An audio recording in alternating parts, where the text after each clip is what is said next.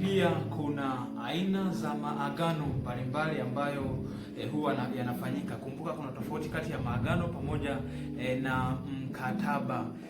Sasa tunaangalia aina za maagano mbalimbali ambayo yamewahi kufanyika kwenye Biblia, na haya ndiyo yatakayotusaidia kuweza kujua kiwango cha userious namna Mungu anavyoichukulia ndoa, kwa sababu aina hizo za maagano, namna zilivyochukuliwa au namna zilivyofanyika, ndivyo hivyo hata Mungu wetu, hata hayo maneno yaliyotumika hapo kwenye maagano ndiyo anayoyatumia pia anapokuja kuongelea habari ya wanandoa, namna ambavyo wanatakiwa wadumu wakiwa pamoja.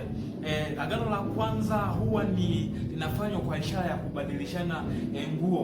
Ukisoma kitabu cha Samueli wa kwanza 18 fungu la kwanza hadi la 4 utakutana na kisa cha Daudi pamoja na Jonathan.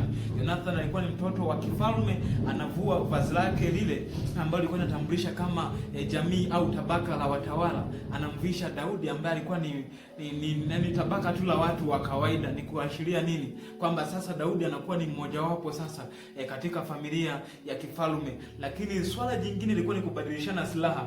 Ukisoma kitabu cha Samueli wa kwanza 25 fungu la 13, huyo Jonathan anavua pia silaha yake. Kuna ilikuwepo kama mkoba fulani hivi wa kuwekea silaha, anauvua, anamvisha Daudi. Ni kumaanisha sisi nini? Sasa kwamba wamekuwa kitu kimoja.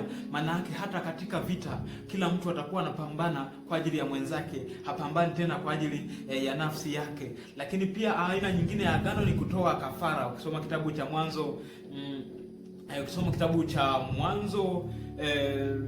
kitabu cha agano jingine ni kutoa kafara. Ni kwamba yule mnyama alikuwa anagawanywa katikati, yani alikuwa anachukua kama ni kondoni anakatwa katikati vipande viwili, alafu wale wanaowekeana lile agano, kila mmoja anaanza kupita, wa kwanza anapita katikati ya vile vipande viwili. Kwa hivyo kila mtu akishapita, ni kumaanisha nini? Kwamba wameshaweka agano. Ni agano ambalo linahusisha uhai wa yule atakayelivunja utahitajika. Maana yake ni kifo tu kitakacholiharibu hilo agano au mpaka litimie.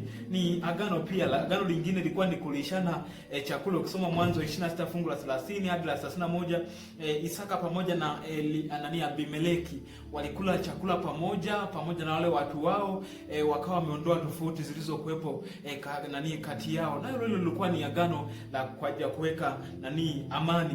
Lakini kwenye hii habari ya chakula, hata katika ndoa ni mojawapo ya mambo ambayo tunaweza tukawa tunaona kwamba inafika kwenye ndoa, unaona kuna kulishana keki, huyu anamlisha mwenzake na huyu anamlisha mwenzake.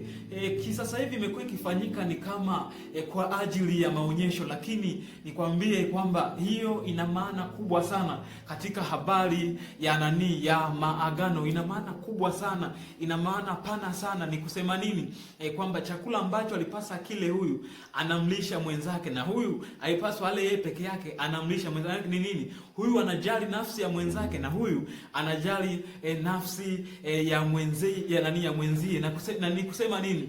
Kadiri wanavyozidi kutafuna hichi chakula, wanazidi kuelewa sasa kwamba wamekuwa kitu kimoja, yani uhai wa huyu ndani ya mwingine na uhai wa mwingine ndani ya huyu. Maana yake wamekuwa kitu kimoja. Kwa hizi keki watu wamekuwa wakifanya, lakini huwa wanasahau zina maana kubwa sana. Ni agano kubwa sana la kutengeneza umoja. Lakini aina jingine la agano ni kubadilishana watoto wakubwa wa kiume. Zamani ilikuwa inafanyika hiyo.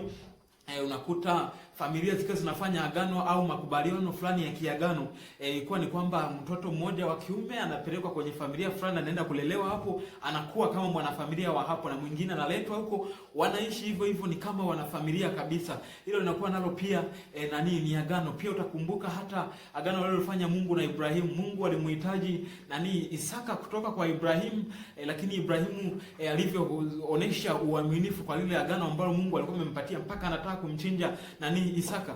Mungu akamleta mwanakondoo badala ya Isaka. Yaani ni kumaanisha nini? Unaposoma kitabu cha Yohana 1:29 lakini hata fungu la 36 pia linasema kwamba mwanakondoo ni Yesu, kwamba Yohana alipokuwa anabatiza aliona kwa mbali Yesu akiwa anakuja, akasema, tazama mwana kondoo wa Mungu aichukuae dhambi ya ulimwengu. Kwa mwana kondoo yule ilikuwa ni kiashiria cha Yesu Kristo. Isaka alitakiwa afe, lakini badala ya kufa yeye akafa mwana kondoo. Lakini ni kusema nini? Tupasa sisi tufe dhambini, lakini badala yetu anakufa Yesu Kristo. Kwa hiyo kulikuwa ni kivuli ambacho kinaelezea hilo swala. Kwa hiyo habari ya hili agano sasa inapofika, tunaona kwamba Yesu Mungu anabadilishana na Ibrahimu sasa, kwamba yeye badala ya Isaka kufa sasa, badala ya kumchukua tena Isaka, yeye anabadilisha, anampa Ibrahimu mwanakondoo ambao ilikuwa ni kama ishara ya Yesu Kristo, lakini mdao Ibrahimu na yeye ameridhia kumpa Isaka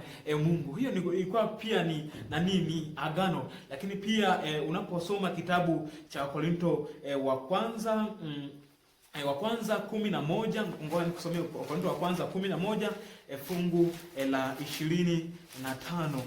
Kuna kitu hapo kimeelezewa vizuri kuhusiana na hili agano kati ya Yesu na sisi. Fungu la 25 nasema, na hivi baada ya kula akakitwaa kikombe akisema, kikombe hiki ni agano jipya katika damu yangu. Fanyeni hivi kila mnywapo kwa ukumbusho wangu. Yesu pia alifanya na sisi pia agano ambalo lilihusisha uhai wake. Alifanya agano la kututoa sisi dhambini, tuweze kumrejea na sisi tuweze kuitikia katika sauti yake anayotuita. Basi agano hilo ni agano la damu. Niona kwamba Yesu alikufa kwa ajili yetu, akamwaga damu yake kwa ajili ya kutukomboa. Vivyo hivyo hata sisi tusipokuwa waaminifu kwa agano hilo, damu yetu siku ya mwisho itamwagika, damu yetu siku ya mwisho itamwagwa, damu yetu siku ya mwisho itaangamizwa kwa moto, kwa sababu tulikuwa tumelikaidi hili agano. Kwa agano linahusisha uhai wa wahusika. Lakini pia unaposoma kitabu cha Waebrania 7 fungu la 22, bado na yenyewe pia inaongelea habari hiyo habari hiyo ya agano. Waebrania 7 fungu la 22, Biblia inasema hivi: basi kwa kadiri hii Yesu amekuwa mdhamini wa agano lililo bora zaidi, kwamba Yesu amekuwa ni kama mdhamini wa agano letu lililo bora zaidi, kwamba Mungu alikuwa amesema msile hili tunda, mtakapokula mtakufa hakika, lakini yeye anakuja kujiweka kama mdhamini kwa ajili ya kutubond, kwa ajili ya kuturejesha sisi. Kwa tunaona agano lolote linahusisha uhai. Vivyo hivyo sasa hata katika habari sasa ya ndoa. Kusoma kitabu cha Mwanzo 2 fungu la 24, kuna maelekezo hapa Mungu anayasema kuhusiana na ndoa ambayo ameiweka kwa wanadamu. Mwanzo 2:24 fungu linasema, kwa hiyo mwanaume atamwacha baba yake na mama yake, naye atambatana na mkewe, nao watakuwa mwili mmoja.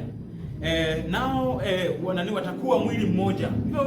Pia hicho kitu kimeandikwa kwenye kitabu cha Waefeso 5:31, lakini pia Mathayo 19 fungu la 5. Ni kwamba Biblia hapo inasema kuna pointi mbili hapo za muhimu. Moja, kwamba huyo mwanaume atamwacha baba yake na mama yake, atawaacha wazazi wake, naye ataambatana na mke wake, na hao watakuwa mwili mmoja. Kuna kuambatana na kuwa mwili mmoja ni vitu viwili tofauti, lakini vinakaribiana. Kwenye lugha ya asili kwenye lugha ya asili neno ambalo limetumika kumaanisha hiyo kuambatana linaitwa neno dabak. Neno hili linalopotumika huwa ina maana ya cleave together. Maana yake ni kama kufunga vitu pamoja. Ni kusema nini sasa? Ni kwamba huyu mwanaume sasa anaachana na wazazi wake, wanafungwa pamoja na mke wake. Lakini pia ina maana ya abide, fuata. Yani ni kwamba huyu mwanaume sasa wanaambatana na mke wake. Ni kama namna ambavyo unaona kuna viumbe fulani wanaitwa kumbikumbi, namna wanavyofuatana wawili wawili. Ndicho hicho kitu kinachomaanishwa kwamba waambatane pamoja au kufuatana. Lakini pia ina maana ya pursue, ambayo kwa maana yake ni fuata kwa ajili ya kukamata, yani ni kama kukimbilia kwa ajili ya kukamata, na muambatane pamoja muwe kitu kimoja. Lakini ina maana ya kama overtake, ni kwamba ni kama vitu ambavyo vinafuatana, vinashonana hivi, mmoja akiwa anataka ampite mwenzake, lakini wakiwa na lengo la kuwa sambamba. Ndicho hicho kichokuwa kinamaanisha kwamba ataambatana, ataacha wazazi wake, atakuja kuungana na mke wake, watakuwa kitu hiki, mwili mmoja. Lakini neno pia ambalo limetumika kwa habari ya kumaanisha huo hasa mwili mmoja inaitwa neno ekad. Neno hili linapotumika huwa ina maana ya alike au fanana, lakini pia lina maana ya kuwa one, yani kutengeneza kitu hiki kimoja. Lakini pia ina maana ya together, pamoja. Lakini pia lina maana ya one flesh, yani ni kama kipisi kimoja, au ni sana kusema kuwa mwili mmoja au kuwa nyama moja. Bwana Yesu asifiwe. Lakini neno hili kwenye maana zake linaenda mbali zaidi, linamaanisha ni kama gundi, yani ni kwamba wanapounganishwa wanakuwa ni kama gundi fulani hivi iliyowaunganisha. Kwa kuwatenganisha itabidi maana yake ni nini? Ni sehemu ya huku na sehemu ya huku lazima zitanyofoka. Ni kusema nini? Sehemu ya huku na sehemu ya huku lazima ziumie. Aidha mwanamke pamoja na mwanaume lazima waumie katika habari ya kuwatenganisha. Ni sawa na unapochukua karatasi tofauti mbili ukaziunganisha na gundi, yani tuseme tu umechukua picha mbili kati ya mume na ya mke, ukazipiga na gundi vizuri kabisa, zikakamatana na zika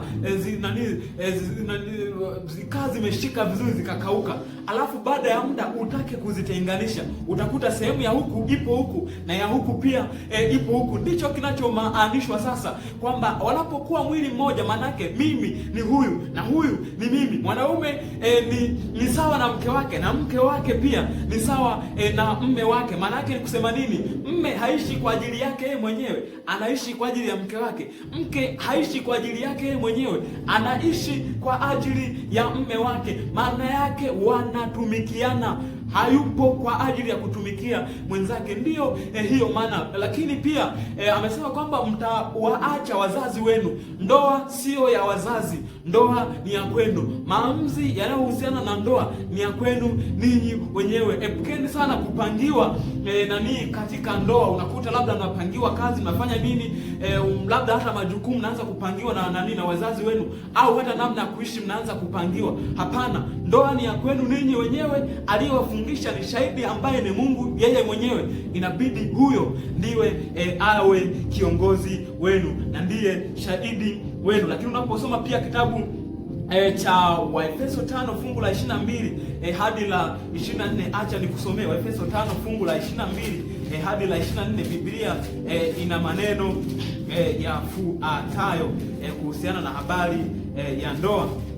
Nasema kwamba enyi wake watiini waume zenu kama kumtii Bwana wetu, kwa maana mume ni kichwa cha mkewe, kama Kristo naye ni kichwa cha kanisa, naye ni mwokozi wa mwili. Lakini kama vile kanisa limtii hivyo Kristo, vivyo hivyo wake nao wawatii waume zao katika kila jambo. Kumbe sasa ndoa, kuna muda Mungu anajaribu kuongelea uhusiano wetu na yeye akitumia muktadha wa ndoa, kwamba hapa wanawake wanatakiwa wawatii waume zao kama kanisa linavyomtii Kristo. Ndio maana Kristo akasema kwamba mkinipenda mtazishika amri zangu. Lakini hata pia unapokutana huko kwenye Ufunuo mwishoni, utakutana kuna habari ya harusi ya mwanakondoo kati ya Kristo pamoja na kanisa lake. Kwa kuna uhusiano. Ni kusema nini? Ni kusema kwamba endapo uhusiano baina ya mke na mume katika ndoa utakapokuwa ni mkamilifu katika Mungu, ukifuata misingi ya Mungu, wakiwa wanaheshimiana, wakiwa wanatiiana, wakiwa wanahurumiana, wakiwa wanatumikiana, wakiwa ni watu ambao wanaishi kwa upendo, kila mtu haangalii faida yake mwenyewe, bali anaangalia faida ya mwenzake.